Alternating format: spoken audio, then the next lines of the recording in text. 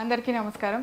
గత 2 రోజులుగా సోషల్ మీడియాలో ఈటీవీ పాడుతా తీగ ప్రోగ్రామ్ గురించి అండ్ జ్ఞాపక ఎంటర్టైన్మెంట్స్ ఆ ప్రొడక్షన్ గురించి చాలా డిస్కషన్ జరుగుతుంది. దాని మీద ప్రవస్తి గారు ఎలిగేషన్ చెప్పడం కూడా జరిగింది. సో ఆ క్లారిటీ ఇవ్వటం కోసమే నేను ఈ వీడియో చేస్తున్నాను. So point by point Pravasthi గారు ఏం చెప్పారో దాని గురించి నేను మీకు క్లారిటీ ఇవ్వబోతున్నాను.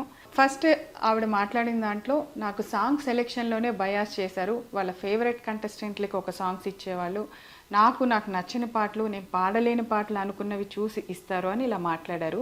బట్ సాంగ్ సెలెక్షన్ ఎలా ఉంటుంది అంటే చెప్తాను. మా ETV creative team and Gnapika creative team అంటే అనిల్ గారు అండ్ టీం అందరూ కలిసి వాళ్ళు ఒక 4 జోనర్స్ సెలెక్ట్ చేస్తారు ఎవ్రీ షెడ్యూల్. ఆ 4 జోనర్స్ని మనం కంటెస్టెంట్స్ పిల్లలందరికీ పంపిస్తాము. వాళ్ళందరినీ ఆ జోనర్స్లో మన ఛానల్కి ఉన్న రైట్స్ని ఏ ఆడియో రైట్స్ మనకైతే ఉన్నాయో వాటిలోంచి సెలెక్ట్ చేసి పాటలు ఇమ్మని చెప్తాం, మేము ఇవ్వము. వాళ్ళు ఒక్కొక్క కంటెస్టెంట్ మనకి 6 సాంగ్స్ ఇస్తారనమాట. ఆ 6 సాంగ్స్లోంచి ఇప్పుడు ఒకళ్ళు ఒక స్టైల్ ఆఫ్ సాంగ్ పాడితే రెండో కంటెస్టెంట్కి ఆ స్టైల్ లేకుండా చూస్తాం. అది వాళ్ళు సెలెక్ట్ చేసి పంపించిన 6 పాటల్లోంచి మాత్రమే తీసుకోవటం జరుగుతుంది.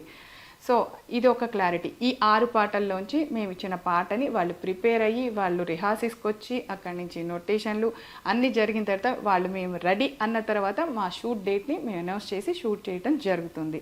ఇది సాంగ్ సెలెక్షన్ ప్రాసెస్ అండి. ఇందులో మేము ఎవరికి ఏమి బయాస్ చేసి ఇచ్చే ఛాన్స్ లేదని మీ అందరికీ అర్థమైంది కదా. అంటే పిల్లలు పంపించిన పాటల్లోంచి సెలెక్ట్ చేసి వాళ్ళ పాటని మేము ప్రజెంట్ చేయటం, వాళ్ళు ప్రిపేర్ అయిన పాటని ఫస్ట్ ఆఫ్ ఆల్ రిహార్సల్స్ కూడా ఈటీవీ చాలా స్పెండ్ చేసి వాళ్ళకు ఒక 2 days ముందు మొత్తం ఎక్విప్మెంట్ అరేంజ్ చేసి వాళ్ళ సెలెక్షన్ వాళ్ళు వచ్చి అక్కడ ప్రాక్టీస్ చేసుకొని ఆఫ్టర్ దట్ ఆ పాట షూట్ రోజు పాడేలాగా మనం అరేంజ్ చేయడం జరుగుతుంది. సో ఇంత దాంట్లో జరిగే ప్రాసెస్ని చాలా సింపుల్గా పాట సెలెక్షన్లో బయాస్ జరిగింది అని చెప్పి ప్రవస్తి గారు అన్నారు. సో ఇది క్లారిటీ అండి. సో అండ్ నెక్స్ట్ అసలు మెయిన్ ఎలిగేషన్ కాస్ట్యూమ్స్ ప్రాసెస్ ఎలా జరుగుతుందంటే, ఇప్పుడు పిల్లలందరూ దగ్గర నుంచి వచ్చిన సాంగ్స్లో ఫైనల్ అయిన ప్రతి పాటలోంచి ఆ పాటకి తగ్గ ఏ డ్రెస్సులు బాగుంటాయి అనేది ఇట్స్ ప్యూర్లీ నేను డిసైడ్ చేసి ఇస్తానండి. అంటే మేకోవర్లో ఈ పాటకి ఈ డ్రెస్ వేసుకుంటే బాగుంటుంది అని నేను సెలెక్ట్ చేసినవి ఈటీవీకి పంపించిన తర్వాత ఈటీవీ వాళ్ళు మాకు ఎస్ అండి బాగున్నాయి ఇవి అని చెప్పిన తర్వాత నేను అవి డిజైనర్కి పంపించడం జరుగుతుంది. ఆ కాస్ట్యూమర్ ఏదైతే దాన్ని మేము పంపించిన ఫోటో ఉంటుందో దాన్ని డిజైన్ చేసి పిల్లలకి ఆ రోజు ఇవ్వటం జరుగుతుంది. ఇది ప్రాసెస్ అండి. ఇక్కడ ఎవరి చాయిస్ లేదు, పాటదే చాయిస్. పాటకి తగ్గట్టుగా మేము కాస్ట్యూమ్ డిజైన్ చేస్తాను తప్పితే అవి మనుషులకి తగ్గట్టుగా ఏ రోజు డిజైన్ చేయటం జరగలేదు. మీరు ఒక్కళ్ళే ప్రవస్తి గారు ఇది చెప్పింది. అండ్ ఇంకొక ఎలిగేషన్ కూడా చేశారు మీరు కాస్ట్యూమ్స్ పాయింట్లోనే, నన్ను కాస్ట్యూమర్ మీ బాడీకి ఏ డ్రెస్ సరిపోదు అని అన్నారు అని.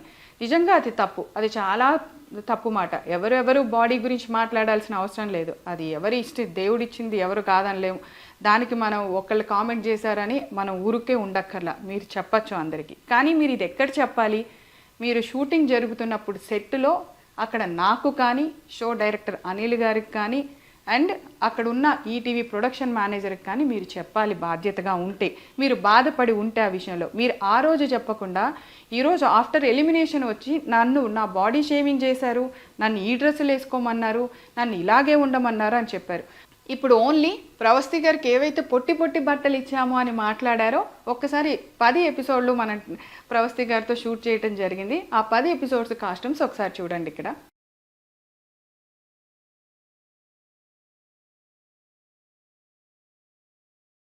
ఇందాక నేను కాస్ట్యూమ్ సెలెక్షన్ దగ్గర ప్యూర్గా నేను అనే మాట ఎందుకు వాడానో తెలుసా? ఈటీవీ ఇంత చిన్న విషయంలో కూడా ఎంత కేర్ తీసుకుందో చెప్పడానికి. ఆడపిల్లలు 7 ఉన్నారు, మగపిల్లలు 7 ఉన్నారు. సో ఆడపిల్లల కాస్ట్యూమ్స్ విషయంలో జాగ్రత్తలు ఒక ఆడపిల్ల తీసుకుంటుందనే విషయాన్ని కూడా వాళ్ళు కన్సిడర్ చేసి ఈ బాధ్యత నాకు అప్పచెప్పటం జరిగింది. సో ఇలాంటి బాడీ షేమింగ్ మాటలు, ఇలాంటి డ్రెస్సు ఇలా వేసుకో అలా వేసుకో అని మాట్లాడటానికి యాజ్ ఏ ఒక ఆడపిల్లగా నాకు కూడా మనస్సాక్షి ఉంది. అలా ఎప్పుడూ నేను మాట్లాడలేదు ప్రవస్తి గారు. సో మీ మనస్సాక్షికి తెలుసు అనుకుంటున్నాను ఆ విషయము. ఇప్పటి వరకు పాడుతా తీగ చరిత్రలో అట్లీస్ట్ ఒక స్లీవ్లెస్ అనే డ్రెస్ వేయటం కూడా జరగలేదండి. అది చెయ్యం మేము, ఎందుకంటే పాడుతా తీగకి ఒక హిస్టరీ ఉంది. ఏ ప్రోగ్రామ్కి లేనంత చరిత్ర ఆ ప్రోగ్రామ్కి ఉంది. దాన్ని ఎవరూ తక్కువ చేసుకోవాలని అనుకోము. అండ్ ఈటీవీ నాకు ఇచ్చిన ఈ అవకాశాన్ని నేను ఏ మాత్రము దాన్ని ఒక్క విషయంలో కూడా ఇలా ఉండవు అనమాట. పాడుతా తీగ షెడ్యూల్ అంటే మా టీం అందరూ ఎంత అలర్ట్‌గా ఉంటారో మాకు తెలుసు. అండ్ బాలు గారు ఉన్నప్పుడు చాలా బాగుంది. ఇప్పుడు ప్రొడక్షన్ రాగానే, ఇప్పుడు ఈ వీళ్ళు రాగానే చెడిపోయిందని ఒక ఎలిగేషన్ కూడా అన్నావమ్మా. మేము బాలు గారు ఉన్నప్పుడు కూడా జ్ఞాపక ఎంటర్టైన్మెంట్స్ ఆయనతో అసోసియేట్ అయ్యి కొన్ని సీజన్స్ చేయటం జరిగింది పాడుతా తీగ. అండ్ బాలు గారితో మేము స్వరాభిషేకం కూడా అసోసియేట్ అయ్యి చేయటం జరిగింది.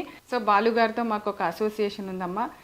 ఆయన కూడా అనిల్ గారి డైరెక్షన్స్కి మార్కులు వేశారు, చాలా బాగుందన్నారు. ఆయనతోనూ మేము కలిసి పనిచేసాం. పాడుతా తీగ విలువలేంటో ఆయన మాకు నేర్పించారు, మేము చేసాము. అండ్ ఇంకొకటి ఫోర్త్ది జడ్జెస్ గురించి. అసలు జడ్జి అంటే అర్థం ఏంటి చెప్పండి? జడ్జి అనే వర్డ్కి మీనింగ్ ఏంటి? వాళ్ళు అక్కడ కూర్చుంది ఒక జడ్జి అనే స్థానంలో ఒక తీర్పు ఇచ్చిన తర్వాత దాన్ని అపోజ్ చేయటానికి నేనెవరు, మీరెవరు, ఇంకొకళ్ళు ఎవరు? ఫర్ సపోజ్ ఎగ్జాంపుల్, ఏదైనా ఒక కేసులో ఇది జడ్జిమెంట్ ఫైనల్ అని చెప్పేసిన తర్వాత నేనేం చేయలేదు, నేను నిరపరాధిని, జడ్జిమెంట్ రాంగ్ ఇచ్చారు, ఆ జడ్జి తప్పు చేశారో అంటే కుదురుతుందా? ఇట్స్ లా ప్రకారం వెళ్తుంది.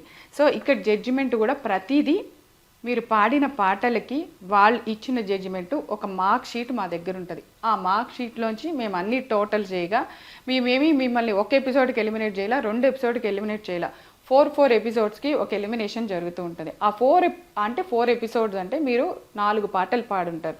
4 జోనర్స్లో ఉంటాయి. ఆ 4 జోనర్స్లో మీకు వచ్చిన మార్కులు టోటల్ చేసిన తర్వాత మాకు జడ్జెస్ నుంచి ఆ మార్క్ షీట్ వచ్చాక జస్ట్ మేము అనౌన్స్ చేయటం తప్పితే ఇందులో ఎవరికి ఎటువంటి రైట్ లేదు, ఈవెన్ ఇంక్లూడింగ్ ఈటీవీ యాజమాన్యంతో సహా. జడ్జెస్ ఇచ్చిన మార్కుని మేము అక్కడ ప్రజెంట్ చేయవలసిందే. ఇది ఫస్ట్ రూల్. అండ్ మీరు అగ్రిమెంట్ రాసేటప్పుడు కూడా, మీరు సంతకం పెట్టేటప్పుడు కూడా జడ్జిమెంట్కి మేము గౌరవిస్తాము అనే పాయింట్ ఉంటుంది. అది చదువుకొని ఉంటే బాగుండేది ప్రవస్తి. మీకు అన్ని పాయింట్స్ మీరు అడిగిన, మీకు అనిపించిన, బాధగా అనిపించిన అన్ని పాయింట్స్ మీద బయట వాళ్ళకి అర్థం అవ్వాలి అని చెప్పి నేను క్లారిటీ ఇవ్వటం జరిగింది. సో మీకు ఎందుకో మీ ఆలోచనలో మీకు అవి తప్పులుగా అనిపించాయి. డెఫినెట్గా నీకు మంచి ఫ్యూచర్ ఉంది. ఇలాంటివన్నీ పక్కకు పెట్టి నువ్వు డెఫినెట్గా నీ లైఫ్లో ఫైట్ చేసి మళ్ళీ అగైన్ ఒక సింగర్గా చూడాలనుకుంటున్నాము. ఇలాంటి అపోహలన్నీ పక్కన పెట్టేసే ప్రవస్తి. All the best.